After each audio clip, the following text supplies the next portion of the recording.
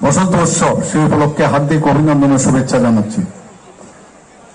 আমি কোনোদিন ভাবতে পারিনি যে ত্রিপুরাতে এরকম একটা বসন্ত উৎসব এভাবে এখানে হবে। আমি নিশ্চিত যে এখানে যারাই উপস্থিত আছেন, যারা এইভাবে কোনোদিন আগে, যেটা বলা হয়েছে আমাদের যিনি এখন ইনচার্জ আছেন পশ্চিম জেলার সভাধিপতি, উনি বলছিলেন যে আগে টাউন হলে বা আমাদের রবীন্দ্র ভবনে এই ধরনের উৎসব হতো। আমার সত্যি আজকে আমরা ওনাকে মিস করছি, যে আমাদের যিনি স্বর্গীয় হয়েছেন, আমাদের প্রাক্তন এই সভাধিপতি বলাই গোস্বামী মহোদয়, উনি ইচ্ছা প্রকাশ করেছিলেন যেন এই বসন্ত উৎসব এখানে যেন হয়, এবং ওনার নির্দেশেই, ওনার কারণেই কিন্তু এই স্টেজটা এখানে তৈরি হয়েছিল। ওনাকে আমি স্মরণ করে ওনার প্রতি শ্রদ্ধা জানিয়ে আমি দু চারটে কথা আপনাদের সামনে রাখতে চাই। আমরা জানি যে বসন্ত উৎসব সাথে হোলির একটা বিরাট সম্পর্ক। আমাদের বিদ্যা দেবী সরস্বতী দেবীর যখন পূজা হয় তার ঠিক 40 দিন বাদেই কিন্তু হোলি আরম্ভ হয়। এখন সেই আমরা জানি হোলিকা যিনি রাক্ষসী ছিল, তাকে নিধন করার পরেই, যখন সমাজের জন্য খুবই ক্ষতিকারক ছিল, মানুষের জন্য এটা ক্ষতিকারক রাক্ষসী ছিল, তাকে যখন নিধন করা হয় তখন হোলির মাধ্যমে, হোলিকার থেকে কিন্তু হোলি সৃষ্টি হয়। আমরা সবাই জানি বিষয়গুলো। কিন্তু আজ থেকে প্রায় 100 বছর আগে রবীন্দ্রনাথ ঠাকুর, আমরা সবাই জানি যে শান্তিনিকেতনে ওখানে যারা বসবাস করতেন, ওখানে উনি একটা সম্মেলন করেন। সেই সম্মেলনে এই বসন্তকাল এবং এই হোলি সেটা একসাথে করে সেখানে এই যে বসন্ত উৎসব উনি পালন করেন। তারপরেই কিন্তু আমরা আস্তে আস্তে করে সব জায়গায় এই বসন্ত উৎসব শুরু হয়। আমাদের সত্যি আজকে রবি ঠাকুরের কথা না বললেই নয়। আমাদের কৃষ্টি সংস্কৃতি যাই বলি, রবীন্দ্রনাথ ঠাকুর যা আমাদের দিয়ে গেছেন এগুলো আজীবন চলবে, এখনো চলছে, আগেও চলছিল, এবং ওনার যে সৃষ্টি সেটাকে সামনে রেখে আমরা কিন্তু বেঁচে আছি। এখানে ত্রিপুরাতে মহারাজা বীরচন্দ্র মাণিক্য বাহাদুর, মহারাজা বীর বিক্রম কিশোর মাণিক্য বাহাদুর, উনাদের সময়ও ত্রিপুরা রাজন্য আমলেও কিন্তু এই রাজমহলেও কিন্তু এই বসন্ত উৎসব হয়। আমরা যদি পুরনো সমস্ত ক্যাসেট বা এগুলো আমরা দেখি উনাদের সম্পর্কে, মানে জাতি জনজাতি সবাই কিন্তু এই রাজ বাড়িতে গিয়ে এই ধরনের উৎসব এখানে হয়েছে।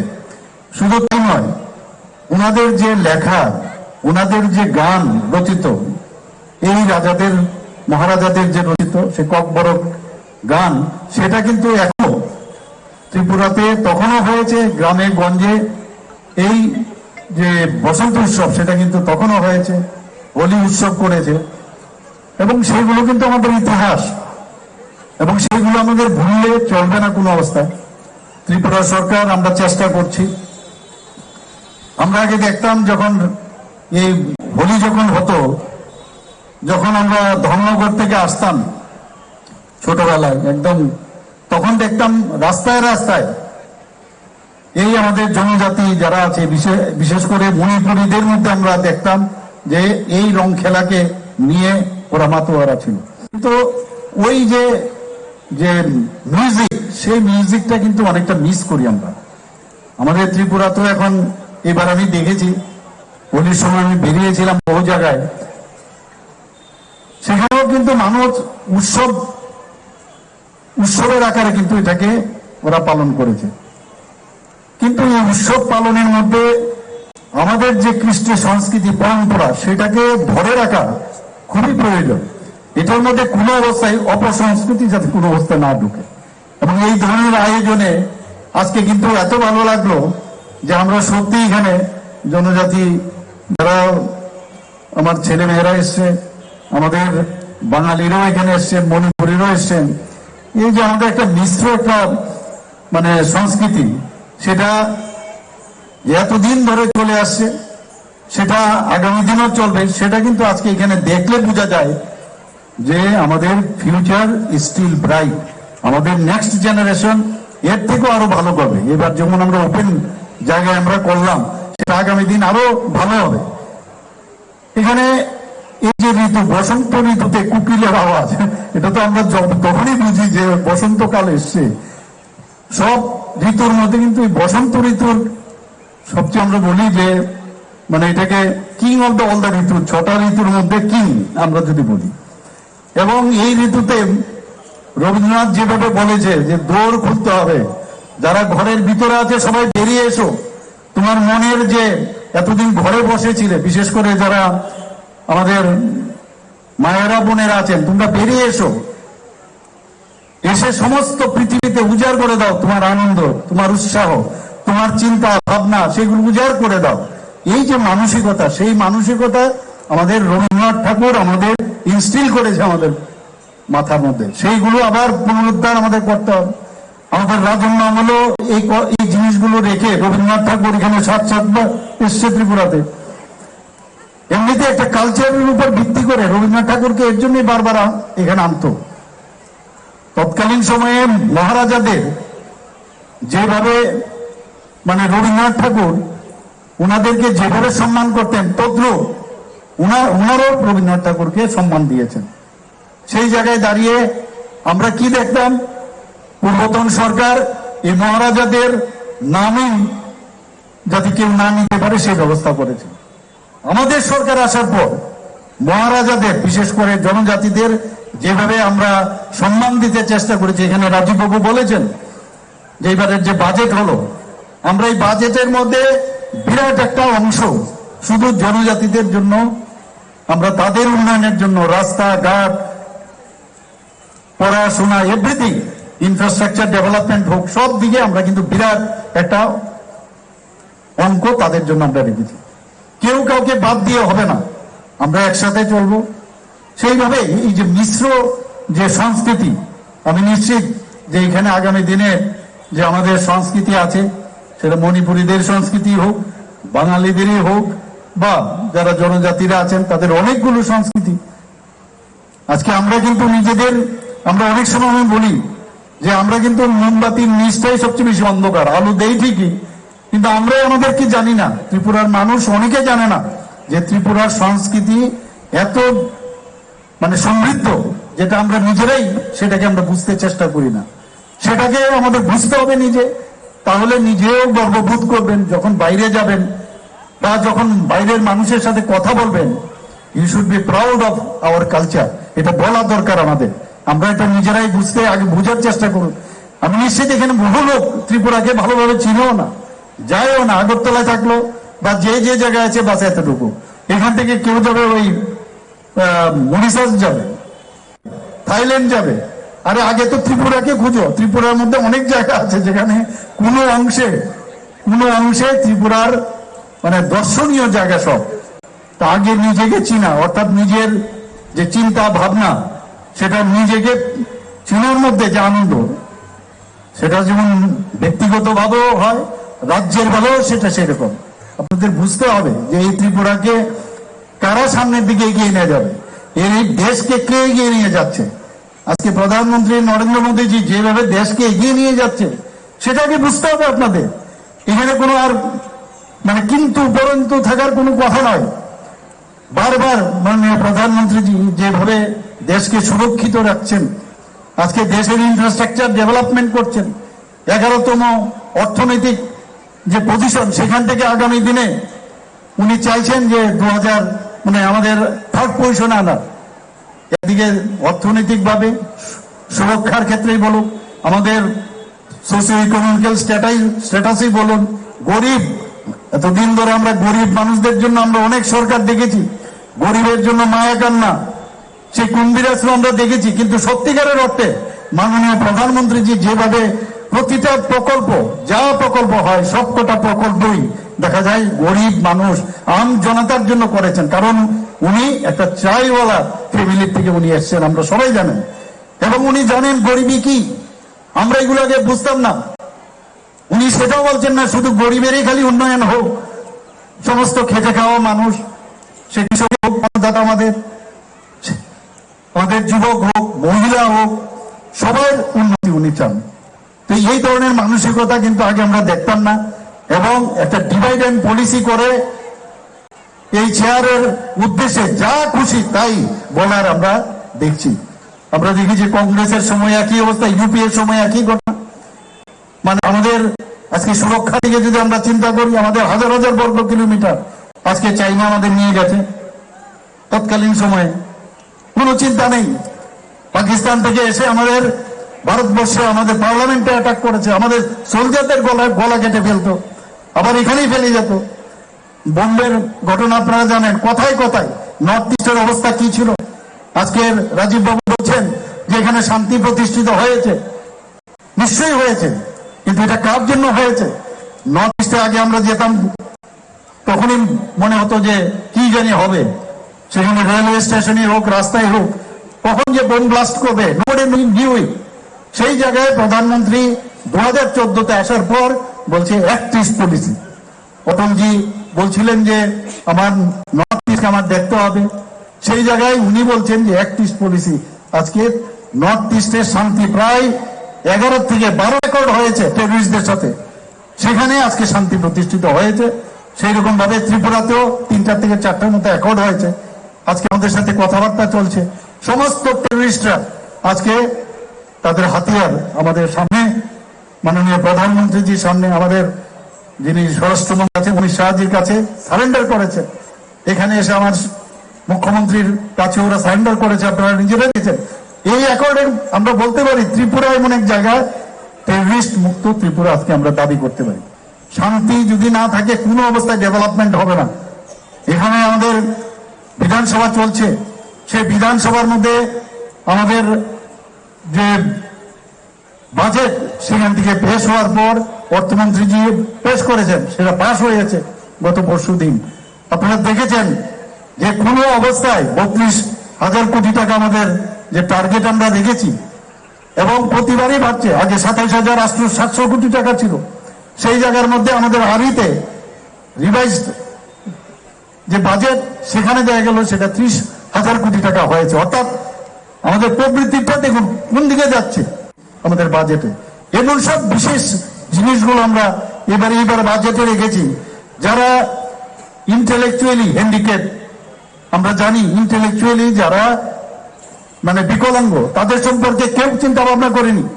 এই বাজেটের মধ্যে আপনারা চিন্তা করুন, যাদের বাড়িতে ইন্টেলেকচুয়ালি বিকলাঙ্গ আছে তাদের কি অবস্থা, তাদের ভবিষ্যতের কথা চিন্তা করে আমরা 5,000 টাকা করে আমরা এই বাজেটে রেখেছি। সারা জীবন তারা পাবে 5,000 টাকা করে। কেউ যদি আগে কেউ পেয়ে থাকে তাহলে আগে 2,000 পেলে সেটা মাইনাস হয়ে 3,000 হবে।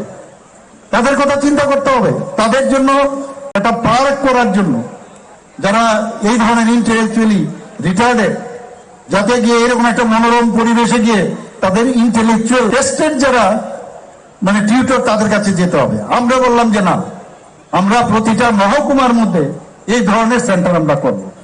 এবং আমি বলেছি অর্থমন্ত্রীজিকে, দ্য বেস্ট যারা আছে ফিজিক্স, কেমিস্ট্রি, বায়োলজি, ম্যাথ, এবং প্রথমে আমরা এটা শুরু করেছি এবং ইংলিশ, এই 5টা সাবজেক্ট, 4-5টা সাবজেক্ট যেন বেস্ট থেকে বেস্ট টিচার থাকে, যাতে করে ধরতে না হয় একটা জায়গার মধ্যে সব ইন ওয়ান আমব্রেলা সব পড়াশোনা করতে পারে। তো এই ধরনের আমরা চিন্তা ভাবনা, আমি কয়েকটা উদাহরণ দিলাম কেন, সমস্ত বিষয়ে, সেটা কৃষি ক্ষেত্রে হোক, আজকে খেলাধুলার ক্ষেত্রে হোক, সব দিকে। আগামীকালও আমরা অনেকগুলো একসাথে আমরা এখানে সিনথেটিক ট্র্যাক ওপেন করতে যাচ্ছি বাদারঘাটে। ওখানে আমাদের hockey ground, synthetic hockey ground, football ground আমরা ওপেন করতে যাচ্ছি। এর আগে 7টা আমাদের এই যে সিনথেটিক টার্ফ ফুটবল গ্রাউন্ড আমরা ত্রিপুরাতে করেছি, আরো 1-2টা আরো করছি আমরা। এখানে নতুন ভাবে আরো এই ভোলাগিরির সামনে আমরা বেশ বড় করে একটা এই খেলার জন্য একটা স্টেডিয়াম আমরা করার চেষ্টা করছি এখানে। মানে আমি যদি বলি একটার পর একটা বলতেই লাগবো। এই যেই কারণে এমন কোন ইস্যু নেই যে ইস্যুগুলোতে আমরা অ্যাড্রেস করিনি, যে কারণে বিরোধীদের কাছে আর কোনো ইস্যু নেই। এখন ওনারা চলে যান, বেরিয়ে যান, ওদের কাছে কোনো ইস্যু নেই। সামান্য একটা কথা শব্দটাকে টুইস্ট করে তার উপর ভিত্তি করে বেরিয়ে গেছেন, কারণ জানে ওনাদের স্টক শেষ, কি বলবে। আবার আমার কাছে অদ্ভুত লাগে। আমি আহ্বান করলাম, আসুন বসুন, তারপর বলুন। মানে সবসময় একটা নেগেটিভ টক করার যে একটা বিষয়, যে মুখ্যমন্ত্রীকে ধন্যবাদ যে উনি যে আমন্ত্রণ করেছেন, কিন্তু মনের থেকে করেছেন কিনা জানি না। অদ্ভুত, এ কি অদ্ভুত! মানে বলা, তাহলে আমার মন খুলে আমার হৃদয় দেখিয়ে বলবো আসুন, আমার হৃদয় দেখে যান। মানে প্রতিটা কথার মধ্যে নেগেটিভ। আর কংগ্রেসের তো কথা বলে লাভই নেই, লম্ফ জম্ফ নানা রকম এমন সব অ্যাক্টিভিটি করে বলে, কি বলবো আর ওদের। এই হচ্ছে রাজনীতি। আমরা এবং রাজনীতির সাথে সমাজ ব্যবস্থাও একসাথে যুক্ত। এদের কারণে সমাজে অনেক ক্ষতি হয়েছে, আমরা দেখেছি। এখানে খুন, সন্ত্রাস, অগ্নি সংযোগ সমস্ত জায়গায় একমাত্র এই ধরনের ব্যক্তিরা ছিল, আছে বলেই কিন্তু আমরা এখন মাননীয় প্রধানমন্ত্রী নরেন্দ্র মোদীজি এবং স্বরাষ্ট্রমন্ত্রী অমিত শাহজি কারণে আমরা এখন ঢাল হয়ে আমরা কিন্তু দাঁড়িয়েছি। ওদের আর সুবিধা করতে পারছে না, মুখের মাধ্যমে নানাভাবে প্রচেষ্টা করে, কিন্তু এতে কোনো কাজের কাজ কিচ্ছু হবে না। কারণ result Sage what is there position. আমরা দেখেছি প্রতি জায়গার মধ্যে মানুষের সমর্থন হারাচ্ছে, 100 ক্রস করে না। আরেকজনের তো নোটের সাথে ওরা কম্পিটিশন করছে। তো সেই অবস্থার মধ্যে এদের কথার এখন কোনো মানুষ কোনো অবস্থায় গ্রহণ করেন না। আমি অবাক হই যে কি রাজনীতি, কি সমাজ ব্যবস্থা ওরা চেয়েছিল। মাননীয় প্রধানমন্ত্রী নরেন্দ্র মোদীজি এসে এটাই বলছেন যে আমরা সমাজ পরিবর্তন আমরা চাই। পণ্ডিত দীনদয়ালজি যেটা চিন্তা করতেন এবং সেই কাজটাই উনি করছেন। পুরো রাজনীতির পরিভাষায় পাল্টে দিয়েছেন মাননীয় প্রধানমন্ত্রী নরেন্দ্র মোদীজি।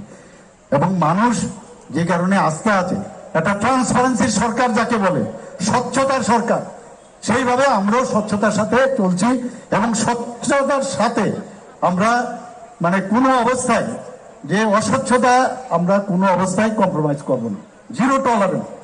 আমরা সেই দিকে আমরা চলছি।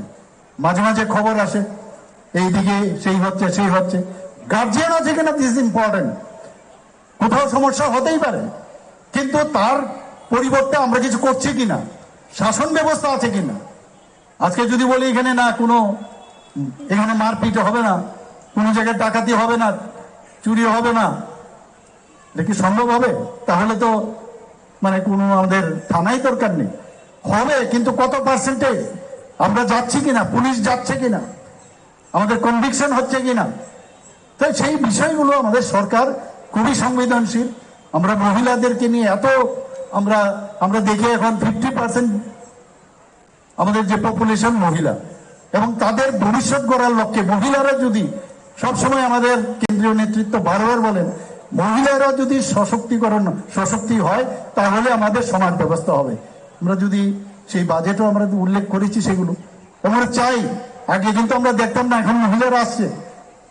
এবং আজকের আমরা সমাজের সাথে যেমন আমরা চলবো, কিন্তু আমরা আমাদের সংস্কৃতিকেও বলবো না। এই বসন্ত উৎসবে সংস্কৃতির মাধ্যমে এই যে আমাদের কৃষ্টি সংস্কৃতি, সেটা পুতুল নাচই হোক, একটা সময় আমাদের পুতুল নাচ ছিল, একটা সময় আমাদের পল্লীগীতি ছিল, যাত্রা ছিল, আমাদের আইসিএ ডিপার্টমেন্ট থেকে সেগুলো পুনরুদ্ধার করার চেষ্টা করছে ওনারা বারবার এই ধরনের যারা, এবং তাতে যে মানে বেস্ট যে ট্যালেন্ট তাদেরকে খুঁজে বের করার চেষ্টা করছে। আমাদের এখানে ফিল্ম ইনস্টিটিউট হয়েছে এখন, আপনারা জানেন ত্রিপুরার একটা ছেলে আজকে কোন জায়গায় পৌঁছে গেছে, অস্কারের জন্য ওকে মনোনীত করা হয়েছে।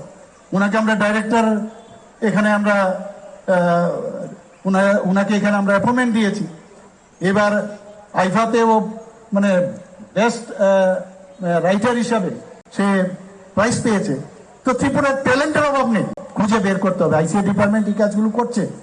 আমরা পুরনো যে স্মৃতিগুলো আছে সেটাকে মন্থন করতে হবে এবং সেইগুলোকে করে আমরা এই আনন্দের মাঝেও আমাদের যে মিলন এবং আমরা যে আগামী দিন একসাথে থাকার যে একটা ভাবনা চিন্তা, কারণ অস্থির থাকলেই কিন্তু মানসিক অস্থিরতা থাকলেই অস্থির থাকবে।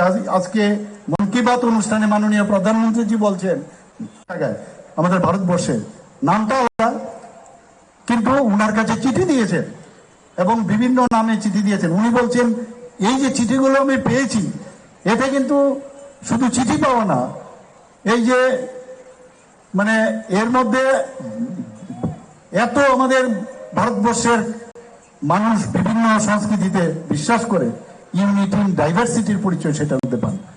অদ্ভুত আপনি সেটা দেখেছেন আজকে এক একবার উনি বলছেন, এবার কি বলেছেন যে আমরা জানেন আমরা কিছুদিন আগে প্লাস্টিকের কথা বলেছি, প্লাস্টিক রিসাইক্লিং।